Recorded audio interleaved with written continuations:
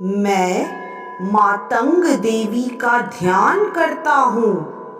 वे रत्नमय सिंहासन पर बैठकर पढ़ते हुए तोते का मधुर शब्द सुन रही है।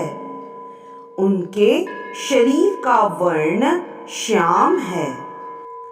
वे अपना एक पैर कमल पर रखे हुए हैं और मस्तक पर अर्धचंद्र धारण करती हैं तथा कल्हार पुष्पों की माला धारण किए वीणा बजाती हैं।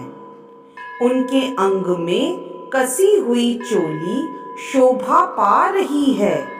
वे लाल रंग की साड़ी पहने हाथ में शंखमय पात्र लिए हुए हैं।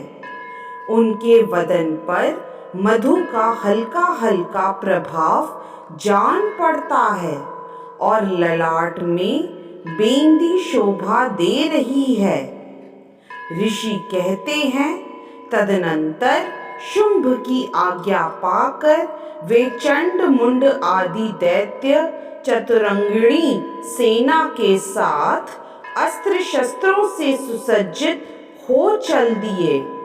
फिर गिरिराज हिमालय के सुवर्णमय ऊंचे शिखर पर पहुंचकर उन्होंने सिंह पर बैठी देवी को देखा।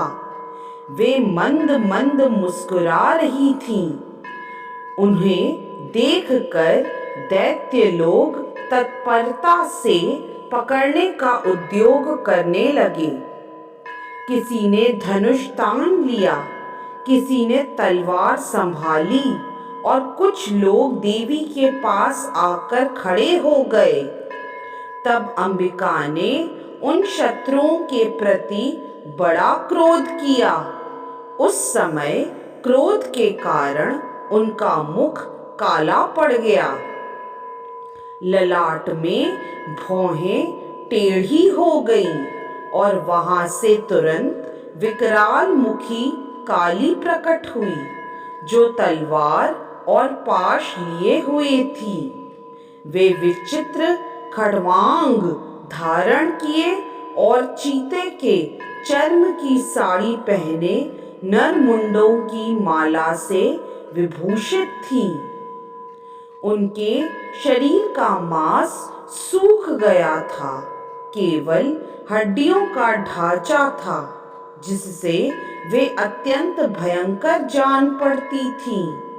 उनका मुख बहुत विशाल था। जीभ लपलपाने के कारण वे और भी डरावनी प्रतीत होती थीं। उनकी आंखें भीतर को धसी हुई और कुछ लाल थीं। वे अपनी भयंकर गर्जना से संपूर्ण दिशाओं को गुंजा रही थीं।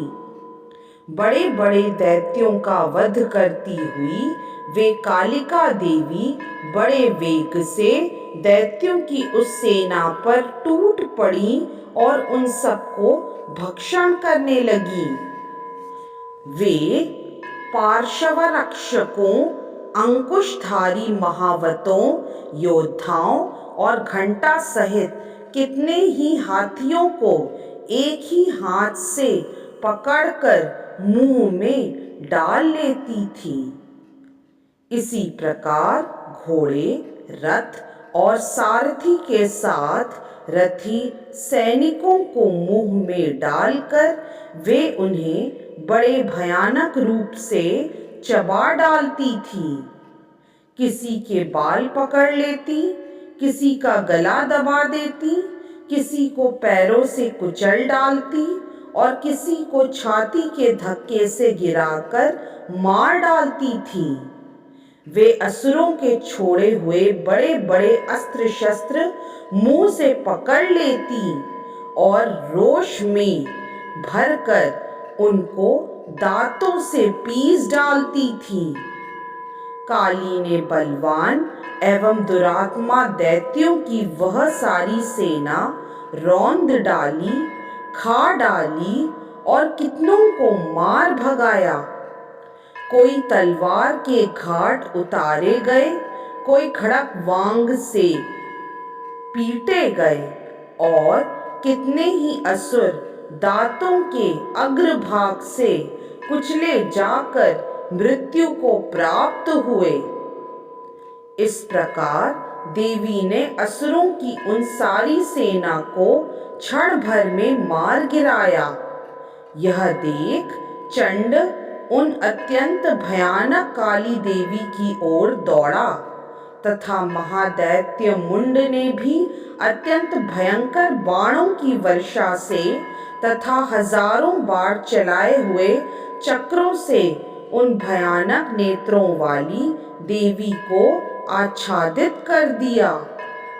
वे अनेकों चक्र देवी के मुख में समाते हुए ऐसे जान पड़े मानो सूर्य के भूतेरे मंडल बादलों के उदर में प्रवेश कर रहे हों।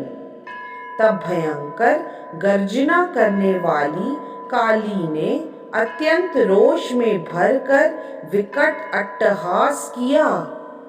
उस समय उनके विकराल वदन के भीतर कठिनता से देखे जा सकने वाले दांतों की प्रभा से वे अत्यंत उज्जवल दिखाई देती थीं। देवी ने बहुत बड़ी तलवार हाथ में लेकर ह्रीं का उच्चारण करके चंड पर धावा किया और उसके केश पकड़कर उसी तलवार से उसका मस्तक काट डाला। चंड को मारा गिराया देखकर मुंड भी देवी की ओर दौड़ा। तब देवी ने रोष में भरकर उसे भी तलवार से घायल करके धरती पर सुला दिया। महापराक्रमी चंड और मुंड को मारा गया देख मरने से बची हुई बाकी सेना भय से व्याकुल हो चारों ओर भाग गई।